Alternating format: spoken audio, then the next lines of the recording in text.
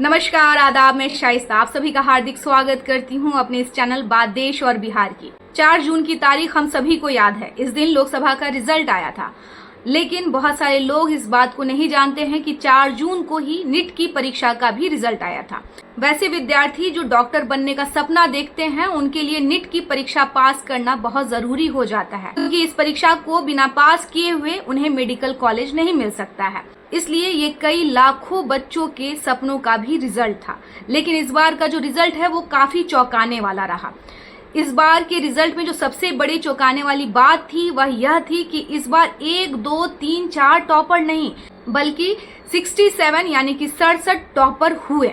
यह अपने आप में एक नई बात थी, क्योंकि 2019 में 3 टॉपर हुए थे नीट की परीक्षा में। उसके बाद से इस तरह के टॉपर नहीं देखे गए थे।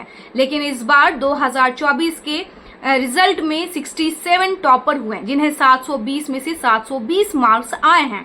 इसके अलावा 44 छात्र ऐसे हैं जिन्हें ग्रेस मार्क्स दिया गया है। ये ग्रेस मार्क्स देने के बाद उन्हें 1718 और 1719 मार्क्स मिले हैं। वैसे आपको बता दें कि नीट की परीक्षा में सही उत्तर देने पर +4 और गलत उत्तर देने पर -1 नंबर मिलता है। ऐसा संभव नहीं हो सकता कि किसी को 1718 या 1719 मार्क्स दिया जाए। लेकिन नीट की परीक्षा कंडक्ट करने वाले एनटीए ने बताया कि उन्होंने इन विद्यार्थियों को ग्रेस मार्क्स दिया, क्योंकि इनकी परीक्षा में जो है उन्हें कम समय दिया गया था, इसलिए उन्होंने ग्रेस मार्क्स दिया। खैर, किस आधार पर इस तरह का ग्रेस मार्क्स दिया ये उन्होंने नहीं बताया। नीट की परीक्षा में संभावना जताई जा रही है कि बहुत बड़ी धांधली हुई है, क्योंकि एक ही कोचिंग से लगभग 8 टॉपर निकले हैं, जिन्हें 720 में से 720 नंबर आए हैं।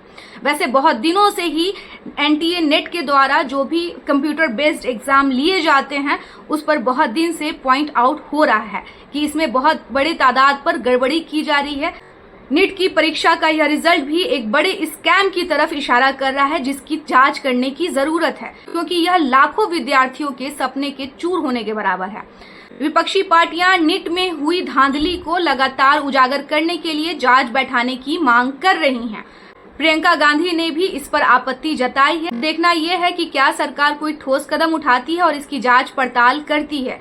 आखिर नीट की परीक्षा में 67 टॉपर किस आधार पर दिए जा रहे हैं? एक ही कोचिंग के 8 विद्यार्थी कैसे टॉप किए जा सकते हैं? नेगेटिव मार्किंग होने के बाद किसी को 1718 और 1719 मार्क्स कैसे मिल सकता है नीट की परीक्षा में? ये सारे ऐसे सवाल हैं जिस पर प्रश्न उठाना लाजमी है।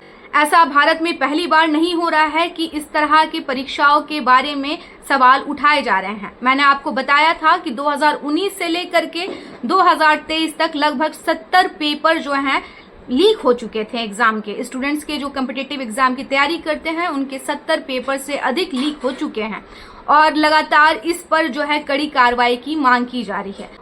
मोदी सरकार ने भी अपनी मैनिफेस्टो में कहा है कि वह पेपर लीक पर कड़ी कार्रवाई करेंगे। लेकिन पेपर लीक के अतिरिक्त ये जो कंप्यूटर बेस्ड एग्जाम है, जिसमें बड़ी धांधली और सेटिंग के द्वारा इस तरह के परिणाम आ रहे हैं, उसकी भी गहन जांच की जरूरत है। इसी तरह के न्यूज को फॉलो करें और इसे अधिक से अधिक शेयर करें, लाइक करें, सब्सक्राइब करें और अपना कमेंट दें। आपको क्या लगता है कि क्या वास्तव में 67 टॉपर बनाए जा सकते हैं? 720 में 720 दिए जा सकते हैं?